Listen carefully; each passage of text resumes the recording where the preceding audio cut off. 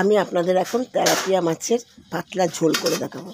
সবাই তো সবসময় মশলা দিয়ে খেয়ে দেখেছেন, তেলাপিয়া মাছ আচ্ছা মশলা টশলা দিয়ে তেল ঝাল করে খেয়ে দেখেছেন। আমি দেখুন আলুগুলোকে ভাপিয়ে নিয়েছি, আলুর মধ্যে একটু নুন দিয়ে নিয়েছি, লঙ্কাটা দিয়েছি। লঙ্কাটা দিলে, লঙ্কা না দিলে খেতে পারা যায় না বলে আপনারা যদি লঙ্কা না খেতে চান কাঁচা লঙ্কা দু একটা দিয়ে দেবেন। লঙ্কা দিয়ে দিয়েছি, আর এর মধ্যে একটু হলুদ দিয়ে দিয়েছি।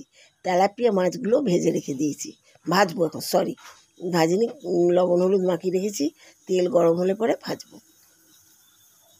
সিদ্ধ ঝোল যেটাকে বলে, সিদ্ধ পাতলা ঝোল, সেটা খেয়ে দেখবেন খুব সুন্দর লাগছে। আর কি সুন্দর জিরের গন্ধ, অদ্ভুত লাগছে। সবসময় আমরা সর্ষে বাটা বা তেল ঝাল এগুলো খাই না।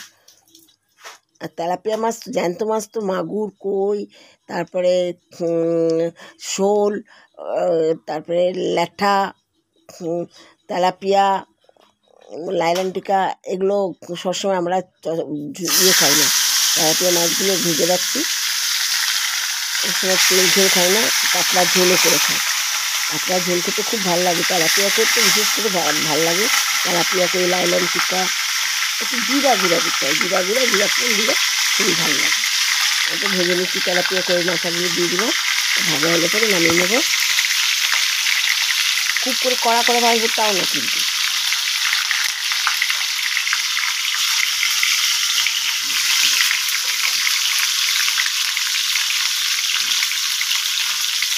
তেলাপিয়া কিন্তু স্বাদই আলাদা, জ্যান্ত মাছের স্বাদই আলাদা। আজকাল তো রুই কাতলা সেগুলোও জলে খুঁজিয়ে আনা থাকে, কিন্তু তেলাপিয়া কই বলুন, শোল মাছ বলুন, লাঠা বলুন, কই মাছ বলুন, এগুলোর স্বাদটাই হচ্ছে আলাদা।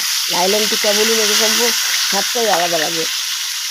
যেমন রুই মাছটা পাতলা ঝোল করে আপনার এরকমভাবে রান্নালে খুব একটা লাগবে না। রুই মাছের হলুদ ঝোলটাই বেশি ভালো লাগে পাতলা করে করলে। আর তেলাপিয়া করে ওই দেখুন কীভাবে করি, সিদ্ধ ঝোল কীভাবে করি। মাছ ভাজাতে 4 পিস মাছ নিয়েছি, 2 পিস মাথা আর 2 পিস কাঁচা।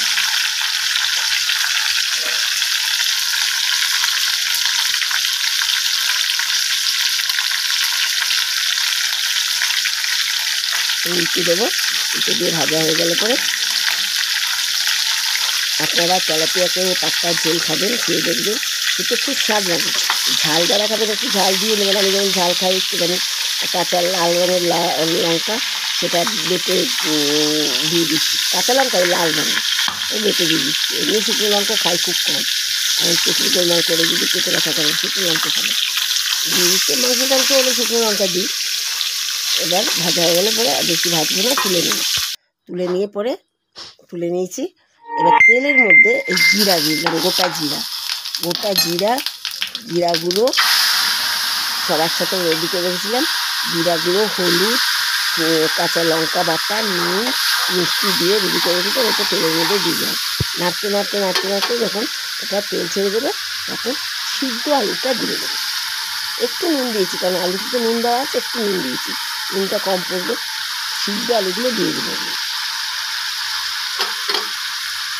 সিদ্ধ আলুগুলো দিয়ে এখন তেলটা এখনও তেল ছাড়েনি। সিদ্ধ আলুগুলো দিয়ে আলুগুলো কষাবো না, কিচ্ছু না।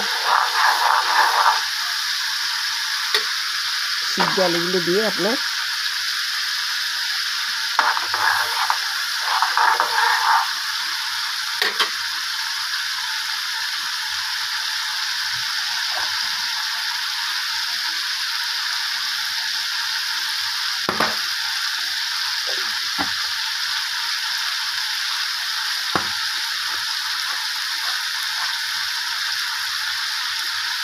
সিদ্ধ আলুগুলো দিয়ে এখনও তেলটা বেরোয়নি। তেলটা বেরোলে পরে সিদ্ধ আলুগুলো দেবো, মাছটা দেবো, একটু জল দেবো, জল দিয়ে ঢাকা দিয়ে দেবো।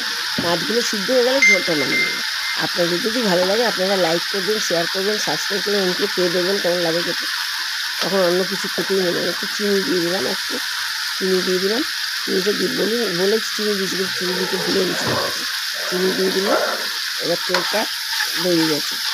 এবার আমি আলুটা জল সময় আলুটা ঢেলে দেবো।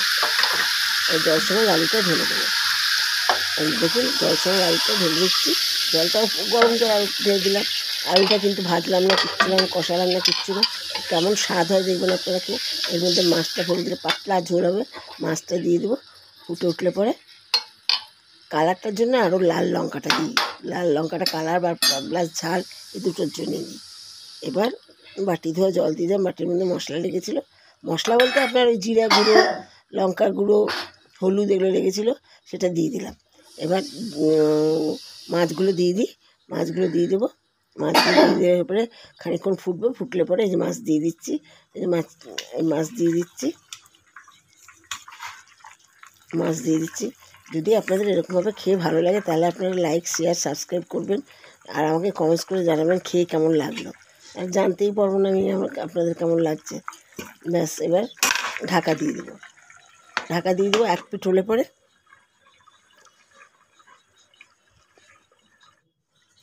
ঢাকা খুললাম, এক পিঠ হয়ে গেছে।